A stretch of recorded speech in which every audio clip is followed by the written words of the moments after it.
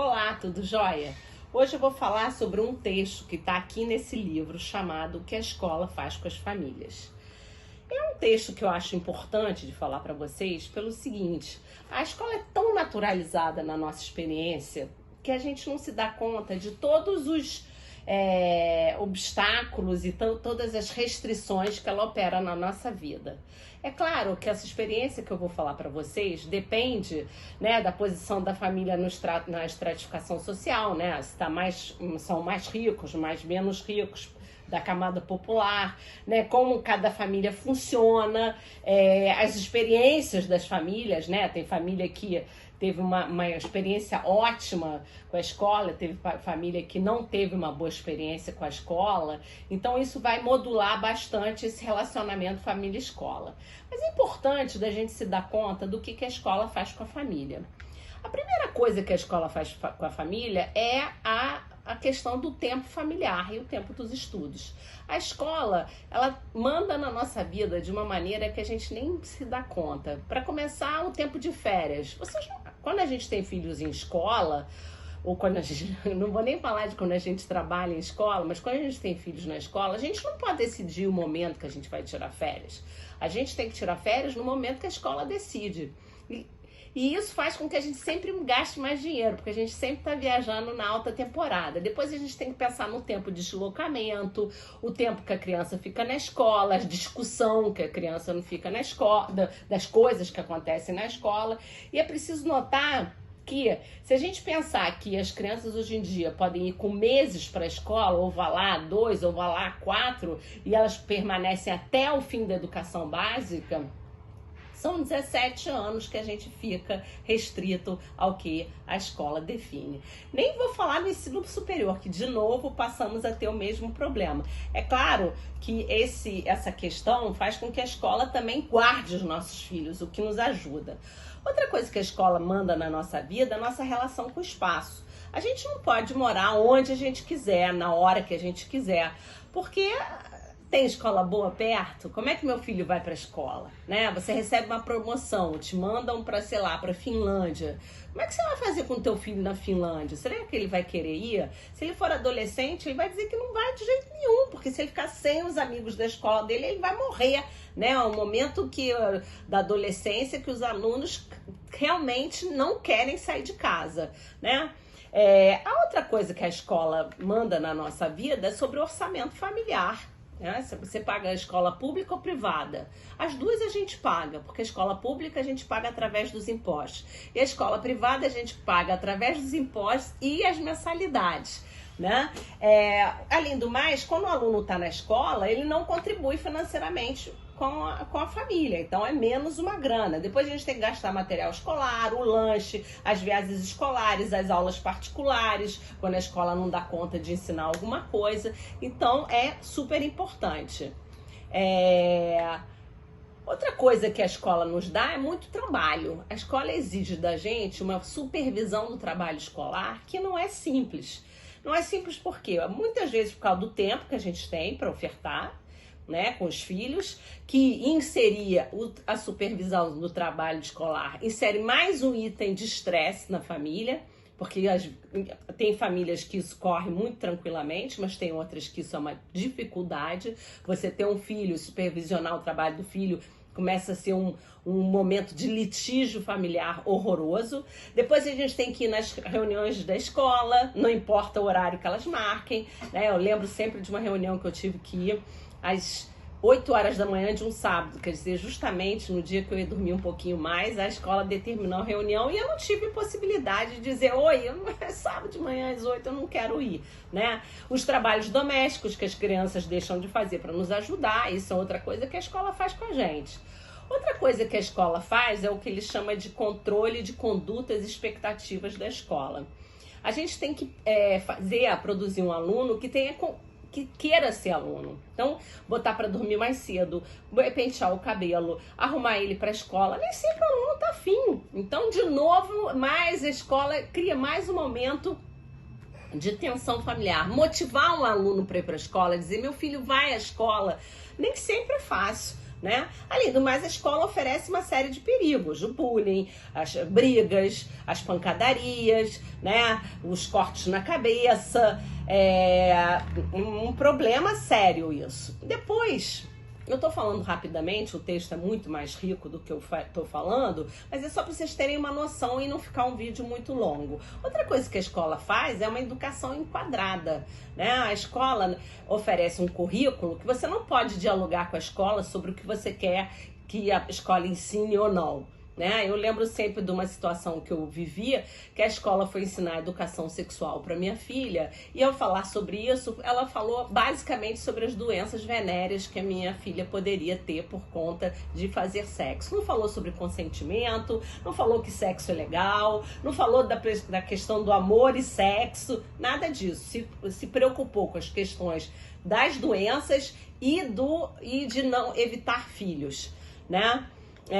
Então não é fácil. Agora, ao mesmo tempo, a gente também não tem que pensar sobre o que a gente vai ensinar para os nossos filhos. Isso também tira um trabalho danado. Para quem viu o filme do Capitão Fantástico, você viu que ele teve um trabalho danado para organizar aquele currículo para aqueles alunos, para os filhos dele, né? Outra coisa que a escola faz é tirar os filhos da gente, né? Para muitas pessoas, os filhos saírem de casa é uma tristeza, né? A criança é uma expressão da gente. Então, toda vez que ela vai para a escola, ela passa pela possibilidade de se transformar. O famoso, quando a criança começa a falar palavrão, né? Os pais dizem, mas não foi aqui que ele aprendeu, não somos nós. E na escola ele está aprendendo coisas que a gente não tem o menor controle, né? O distanciamento cultural que a escola pode fazer entre a família e os alunos, né? Hoje mesmo, eu estava conversando com uma moça que estava falando que a filha dela morre de rir dos erros de português que o pai dela comete quando ele escreve mensagens de WhatsApp. Então isso vai provocando um distanciamento cultural entre a família e os filhos, que os filhos passam a considerar os pais uns bocóis, pessoas destituídas de cultura, né? Depois, viver a escola no dia a dia é tenso.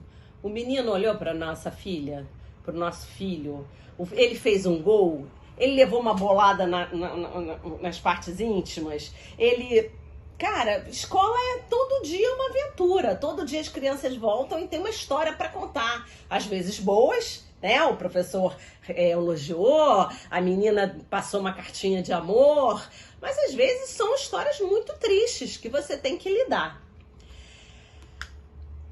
A escola também produz o julgamento das famílias. Esse é um aspecto bem complicado, né? As famílias são julgadas pela maneira como elas educam seus filhos. Então, a escola não é neutra em relação àquele aluno, à família que é do aluno que ela recebe, né? Ela fala, e essa família não liga mínima para essa criança, e essa família não sei o quê. Então, uma série de situações, eu lembro sempre de uma experiência que eu tive em um estágio e que no meio da aula a aluna falou que os pais fumavam maconha, que foi uma situação que acho que a professora não sabia o que fazia, né? Mas nesse sentido, né? De que ela falou, imagina, a professora podia julgar ela, né? A família dela, mesmo que a família fosse, e era o caso, uma família ótima, levava a criança na escola na hora certa, a criança estava sempre bonitinha, limpinha, tudo certo, acompanhava os estudos, mas era uma família maconheira. Existem maconheiros do bem, né? Então a família está sempre sendo julgada. Se vocês tiverem a oportunidade de participar de um conselho de classe, a gente vai ter um item sobre conselho de classe, vocês vão ver que a maior parte do tempo de um conselho de classe é investido no julgamento moral das famílias e das crianças, muito mais do que pensar o que poderia ser feito com aquelas crianças. Outra coisa que a escola faz, e que é seríssimo, é o que o Perrenot chama uma fenda na esfera privada. A escola sabe de coisas sobre as famílias que muitas vezes as famílias não gostariam que a escola soubesse, né? Separações, falências, doenças, dificuldades. Eu conheço uma história, eu fiz uma pesquisa numa escola que um aluno foi reprovado basicamente porque a família não quis contar nada do que estava se passando com aquele aluno, por mais que a escola tivesse chamado. E no conselho de classe final, o que eles falaram foi exatamente isso. Como a gente não sabia nada da família, a gente não tinha outra maneira de fazer senão reprovar o aluno. Então é uma situação deveras complicada, e pouquíssimas pessoas que trabalham em escola têm a noção de quanto as informações que elas recebem das famílias são absolutamente sigilosas. São raras as pessoas. Normalmente, se conta para um, a escola inteira fica sabendo. Então, a gente se vê exposto, né? Eu me coloco sempre no lugar da família, porque eu já estive nesse lugar. A gente se vê exposto a uma série de julgamentos e de exposições da nossa privacidade que não são simples de lidar. Se é uma cidade pequena, a cidade inteira fica sabendo do que está acontecendo.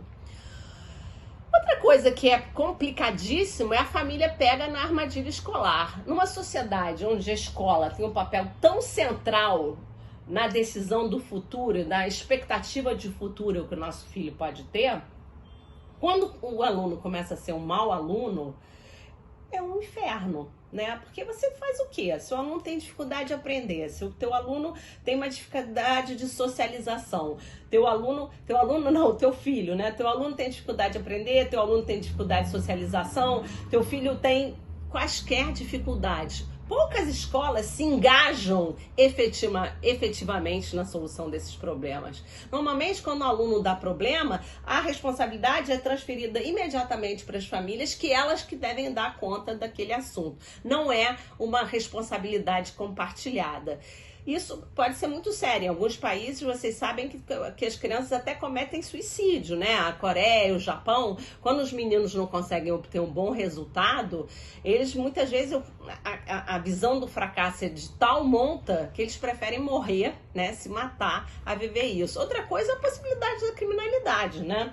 Se o teu filho não vai na escola, se a escola está o tempo dizendo que ele não é adequado para o ambiente escolar, para muitas famílias isso equivale do filho entrar para o crime, né? Não estou dizendo que isso é obrigatório de jeito nenhum, mas isso pode acontecer e isso é muito sério.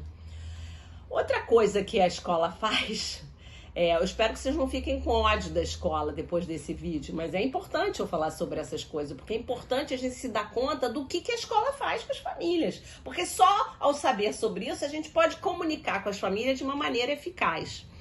Outra coisa que a escola faz com a família é inserir ela numa rede de sociabilidade que talvez ela não tivesse o menor interesse. Então são as famílias dos amiguinhos, são os professores, são os coordenadores, enfim, a gente tem que participar de eventos escolares, né, que você pode achar a coisa mais idiota do mundo, mas você tem que estar lá, porque afinal de contas você quer ser um bom pai, uma boa mãe, né, uma boa avó. Você não pode deixar de ir no dia da avó, no dia da mãe. Mas e se a criança não tem mãe? E se a criança não tem pai? A escola está preocupada com isso? Não está preocupada.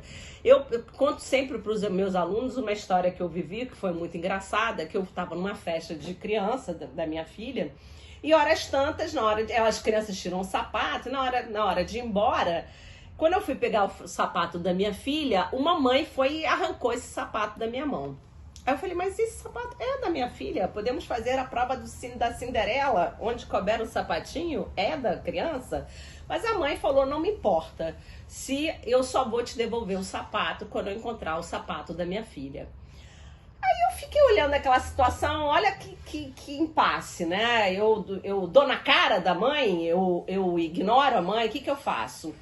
Olha, eu acho que eu tomei uma decisão boa. Eu ajudei essa mãe a procurar esse sapato, porque visivelmente ela estava desesperada, a gente estava num clube, num ambiente enorme, e ela estava precisando de ajuda. O modo como ela pediu ajuda foi estranho, mas o que ela queria era exatamente isso.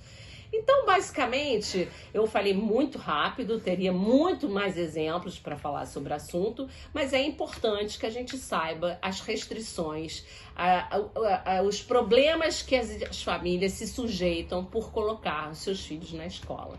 E isso é muito importante para vocês aprenderem, tá bom? Nos vemos hoje nas aulas síncronas e de amanhã também. Muito obrigada!